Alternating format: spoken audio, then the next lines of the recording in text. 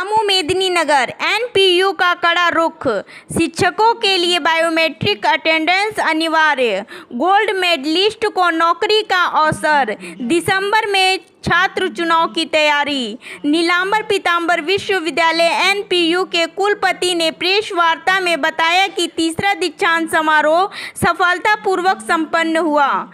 अगले वर्ष कमियों को दूर किया जाएगा। सभी कॉलेजों में नियमित कक्षाएं होंगी। जो शिक्षक समय पर क्लास नहीं लेंगे और बायोमेट्रिक थंब से उपस्थिति दर्ज नहीं करेंगे, उनका वेतन रोक दिया जाएगा।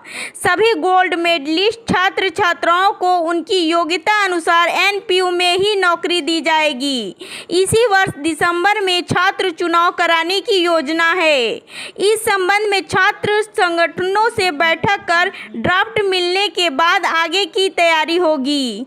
सभी कॉलेजों को अच्छी शिक्षा, समय पर नामांकन और परीक्षाएं सुनिश्चित करने का निर्देश दिया गया है।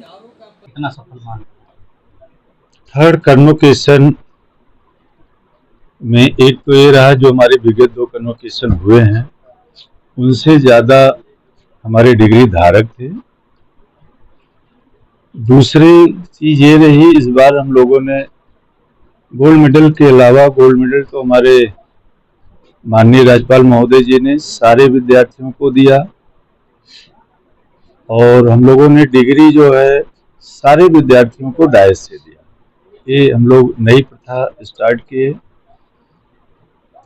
और जो हमारे पंडाल का अरेंजमेंट था वो काफ़ी अच्छा सिस्टमेटिक रहा और शांति से सारे कार्य निपट गए।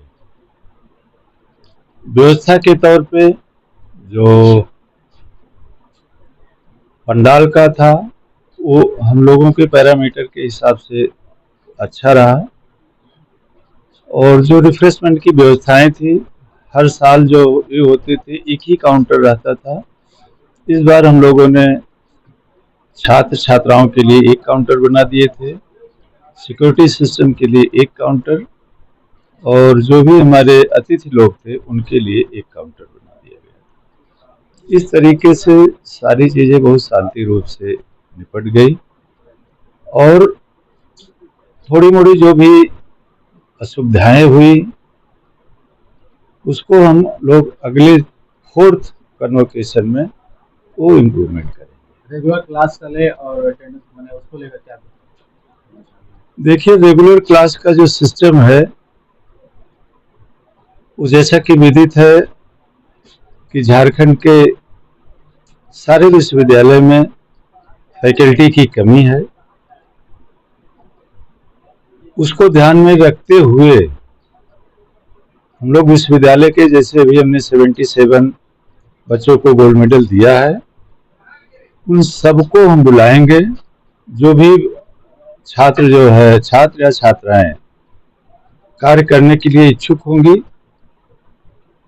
उनको हम वो अपॉर्चुनिटी देंगे और उनके पैसे का भुगतान विश्वविद्यालय के नियमानुसार किया जाएगा। जिस कोर्स के फैकल्टी इस पे मैंने भी एक दिन संज्ञान में लिया। GLA कॉलेज में गया था, वहाँ पे एक विभाग में 2 फैकल्टी हैं, दोनों लोग नहीं थे। तो ये बहुत बड़ी अनुशासनहीनता है। इसके लिए हमारे प्रिंसिपल जो भी रिस्पेक्टिव कॉलेज के हैं उनकी जिम्मेदारी फिक्स की जाएगी और पेमेंट सिस्टम में भी वो उसको कंसीडर किया जाएगा कि उनको पेमेंट उनके थंब इम्प्रेशन के बिहाफ पे हो, इंस्टेड ऑफ प्रिंसिपल की रिकमेंडेशन और थंब इम्प्रेशन का प्रिंट। ये हम चरणों में लगाएंगे। एक बार तो लगा करके नवंबर के महीने में देखते हैं कितने % अटेंडेंस बढ़ रही है।